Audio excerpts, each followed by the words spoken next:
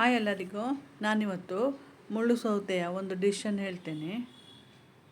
ಇಲ್ಲಿ ನಾನು ಅರ್ಧ ಮುಳ್ಳು ಸೌತೆಯನ್ನು ತಗೊಂಡಿದ್ದೇನೆ, 2 ಕಾಯಿ ಮೆಣಸು, 1 ಇಂಚು ಶುಂಠಿ ತಗೊಂಡಿದ್ದೇನೆ. ಮುಳ್ಳು ಸೌತೆಯನ್ನು ಚಿಕ್ಕ ಚಿಕ್ಕದಾಗಿ ಕಟ್ ಮಾಡಿ,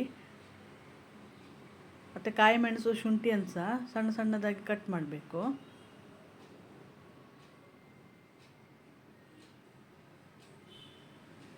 ಇದು ಮೂರನ್ನು ಒಂದು ಬೌಲಲ್ಲಿ ಹಾಕಿ, ನಂತರ ರುಚಿಗೆ ತಕ್ಕಷ್ಟು ಉಪ್ಪು ಮತ್ತು ಮಸಾಲ ಹಾಕಬೇಕು.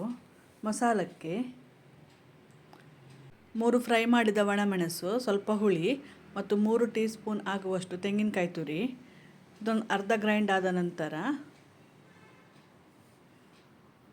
ಇದಕ್ಕೆ ಅರ್ಧ ಟೀ ಸ್ಪೂನ್ ಸಾಸಿವೆ ಹಾಕಿ ಪುನಃ ಗ್ರೈಂಡ್ ಮಾಡಬೇಕು.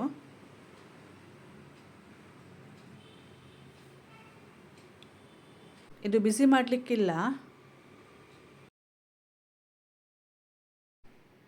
ನಂತರ ಇದನ್ನು ಕಟ್ ಮಾಡಿದ ಮುಳ್ಳು ಸೌತೆ ಮೇಲೆ ಮಸಾಲ ಹಾಕಿ ಸರಿ ಮಿಕ್ಸ್ ಮಾಡಬೇಕು.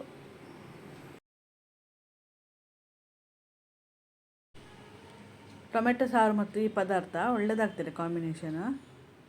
ನೀವೊಮ್ಮೆ ಟ್ರೈ ಮಾಡಿ ನೋಡಿ. ನಿಮಗೆ ಈ ರೆಸಿಪಿ ಇಷ್ಟವಾದಲ್ಲಿ ಲೈಕ್, ಶೇರ್, ಸಬ್ಸ್ಕ್ರೈಬ್ ಮಾಡಿ. Thank you for watching.